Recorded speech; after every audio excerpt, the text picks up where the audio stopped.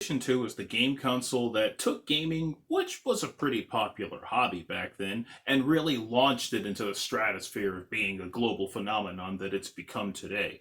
I remember at the time I was pretty jazzed about getting this, and I was mostly playing PC games around the late 90s or so. Like, I dabbled in PlayStation in 1986 or so, but I was a Saturn guy. Once the Saturn died, yeah, I started to play PlayStation, and I could understand what I was missing out on. So when the PlayStation 2 was coming out, oh, I pre ordered that thing. I used my own allowance to pay for that. My parents didn't buy a cent of it.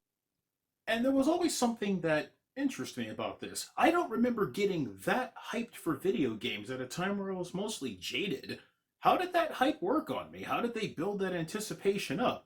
Well, some of the prospects that they talked about what this machine could do, when I look back at it in some of these magazines, it blows my mind reading it today. And that's what we're going to look at.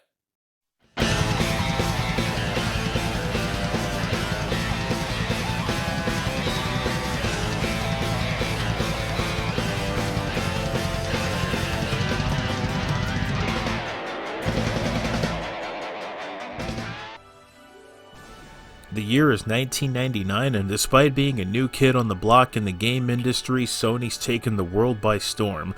With the Nintendo 64's delays holding it back, and its processing power not quite up to par with Sony's console, and the Sega Saturn's $400 price tag making it a rough sell right out of the gate, Sony easily became the industry leaders for the casual fans and the hardcore gamers alike. However, coming up on a new millennium, and Sega's having a dream. Cast. It's time for Sony to break out some big guns, and that's where the new hardware comes in. With its backwards compatibility and a very solid library of first and third party games, it didn't take long for the Sony PlayStation to become the talk of the town. Internet accessibility was still growing out of its infancy around this time, so magazine publications, and perhaps the few occasional channels on television, aided in providing people with news about video games. It actually feels alien to talk about these as your general source of news. What with how fast the internet works, magazine publications offer things in a more meticulous and organic approach. Magazines may be impractical by today's standards, but back then they were a very interesting way to record history. It was so refreshing to get that information once a month, or depending on how many subscriptions that you had at the time, and you would digest that information for about like 20 or 30 days, and then the next month would come out, and depending on which magazine came first, you had a whole slew of information. It was much easier to be excited about stuff back then as opposed to today, where the information is all just kind of jammed in your head through social media. No wonder you can't get excited about stuff anymore. PSM was an independent magazine that ran from 1997 and ended its physical publication in December of 2007. Their media coverage for many things PlayStation was respectable, with the occasional blatant clickbait. While I always preferred Electronic Gaming Monthly's review format, PSM's takes from their editors weren't really too bad. Not really on GamePro's level, but I kind of like some of the varied opinions that I used to read. After the launch of the PS2 and roughly around the mid-2000s, I felt a lot of their takes sort of ran parallel with one another. They all kind of sounded like the same opinion being spouted out. But it wasn't all bad. In their early years, overseas coverage was presented by their mascot, Bonsai Chibi-chan, which featured an accompanying comic strip. It was delightful, but eventually phased out, as editors felt that it gave off a little bit too much of a kiddie vibe, as they felt that the gaming audience was a little older. My absolute favorite quality of PSN magazine was a lot of the cover arts and the artwork inside for monthly issues were done by talented comic book artists like Mark Silvestri, Ryan Kinnaird, and Robert DeJesus. The article spearheading the PlayStation 2's launch, titled The Next Level, came from their 2000 March issue, and it's the one that I'll be referencing. It engaged in some pretty hyperbolic rhetorics on how the PlayStation 2 intends to define gaming. Nothing wrong with stretching expectations of presumption regarding the hardware, but I find it incredibly fascinating on how many of their illustrations and scenarios would eventually come to fruition, perhaps missing their mark by a generation or two. You get a call at work. It's the commander at HQ. A deep gravelly voice at the other end has had news. Agent X, we need you. There's a situation in Moscow. Check your pager. Okay, stop. That sentence right there already sounds like 1998. Just then, your pager beeps in with a message, 1800, the start time of your mission. When you get home and awaken your PS2 from sleep mode, you find top-secret documents waiting in your email box.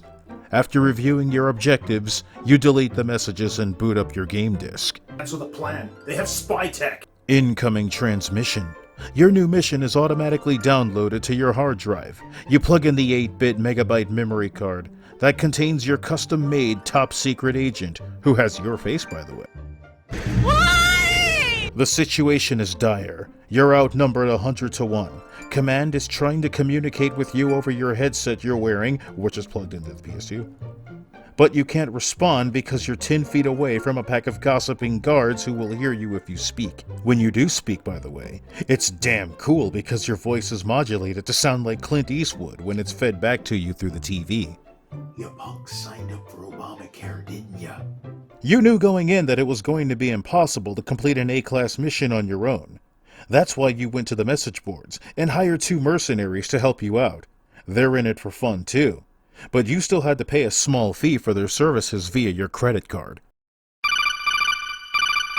Alright, that was my legit debit card and PIN number that I gave you. Now tell me about the mercenaries that I'm meeting up with. The agents that you're meeting up with are Fortnite players.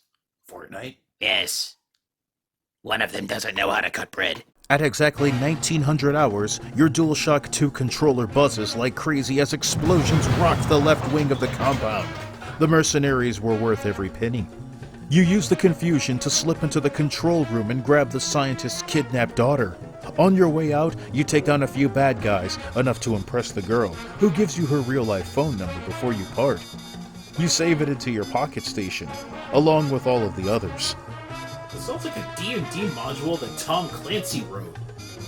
And what's a pocket station? As a reward for a job well done, you're allowed to create a custom mission of your own. You create the landscape, place the enemies, and set the objectives. For the finishing touch, you plug your camcorder into the PS2 and record yourself giving a mission briefing. Finally, you upload your new mission to the internet so that people all over the world can challenge your creation. If they enjoy it, chances are your mission will earn good ratings and grab a top spot on the best missions list. Maybe even the grand prize. Does this sound far-fetched? Folks, this is just the beginning. No, that means we're gonna have to watch it all over again. The PlayStation 2 will do much more than just make your games look better. They will change the way you play games. On the following pages, we'll take a look at how the power of the PlayStation 2 will help developers usher in a new era of game development and how the system will directly affect your favorite gaming genres. And I believe that will serve as the perfect end of an appetizer into this multi-part series that I intend to work on, taking a look back at the retrospective of what would be the kind of future of the PlayStation 2, which actually became gaming's present because of the 360.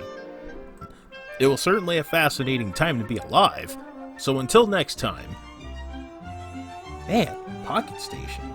Like, was Pocket Station just like something that they looked at when they saw the Dreamcast VMUs? Because I don't really remember people talking about VMUs all that much. I mean, they were kind of neat. I mean, it's with the Chow's Garden, or the Chow Gardens in Sonic Adventure, but even then, you'd rather just play with your Tamagotchi. It was like the year 2000. We really didn't play that much with Tamagotchis. Or maybe they did.